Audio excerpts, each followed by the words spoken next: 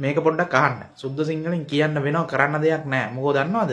මේව සුද්ධ සිංහලෙන් කියන්න තු තේරෙන්නේ නැහැ. මොකද ශිෂ්ට සම්පන්න සමාජයක් අද නැහනේ.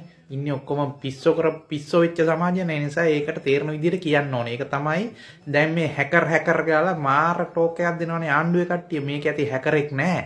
හරිද? හැකර් කියන්නේ මේක දැන් මුදල් අමාත්‍යාංශයේ මේ ගනුදෙනුව වෙනවා කී දෙනෙක් දන්නවද? අඩු ගන්න මුදල් අමාත්‍යාංශයේ වැඩ කරන ඔක්කොම දන්නවද? කී දෙනාද ඕක දන්නේ?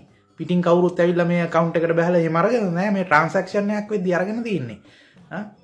එතකොට බැංකුව හරහා යනකොට swift code එකක් තියෙනවා. මේ හැමදේම තියෙනවා. මේවා ගැන තොපි දන්නේ නැද්ද? මේ කාටද මේ බොරු කරන්නේ? දැන් ඕස්ට්‍රේලියාවේ පදිංචි වෙලා හිටපු ඔය හර්ෂණ කියන මේ ඔය මුදල් අමාත්‍යාංශ ලේකම් ඉස්සෙල්ලා පාර්ලිමේන්තු මන්ත්‍රීකමේ ඉඳලා ඉල්ලාස් වෙලා ඔතෙන්ට ගියයි කියලා දැන් තේරෙනවද? අන්ටෝගේ ගජමිතුරු කට්ටියනේ ඕස්ට්‍රේලියාවේ ඔකත් හිටියේ.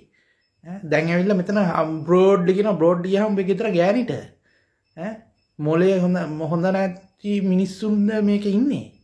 මොක්කුද මේ?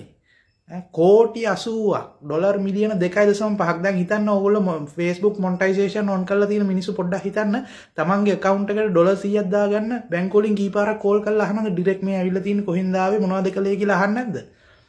ඩොලර් මිලියන 2.5ක් given account number එක වෙනස් නම් ඒක කොච්චර confirm කරගන්නවද කතා කරලා මේ කජුවට කොස්සට ඩොලර් මිලියන 2.5 කෝටි 80කට වැඩි ලංකාවේ සල්ලි වලින් දැන් කාටද ගියේ ඇයි මේවට විපක්ෂ නිශ්ශබ්ද කෝ සජිත් ප්‍රේමදාස ඇට කනවද සද්දයක් කරනවා දැක්කද මුන් විපක්ෂ නායකවරුද මුන් මොක්කුද පොඩ්ඩක් හරි අනිත් විපක්ෂ කට්ටිය තමයි පොඩ්ඩක් හරි කෑ ගහන්නේ ඇහුණද එහෙම සද්දයක්වත් මුන් ඔක්කොම මේ ආණ්ඩුව කරන ඒවාට සද්ද නැතුව බකන් විලාගෙන බලා ඉන්නද මේ කියන්නේ මිනිසුන්ට මේවට එරෙහිව ක්‍රියාමාර්ග ගන්නෙත් නැද්ද CID එකේ channel කොරයි මේව ගැන පරීක්ෂණ මුදල් අමාත්‍යාංශයේ උන්ටම බාර දුන්නාම මේ ගැන පරීක්ෂණ කොරයි අර මුදල් අමාත්‍යාංශයේ ලේකම් කියන ගොබ්බ මීහරක කියනවා මේක අපි කිව්වේ නැත්තේ මාස 4කට කලින් වෙලා තියෙන මේක කිව්වේ නැත්තේ කෙරපු කට්ටිය හැංගිලා ඉඳී කියලා ආච්චිගේ රෙද්ද පඳුරක් අස්සේ හරි ගේදරක හරි හැංගිලා ඉන්නවා කියලා හිතුවද ඒ වගේ බොරු කියන්නේ මේක ඇති හැකර් මගුලක් නෑ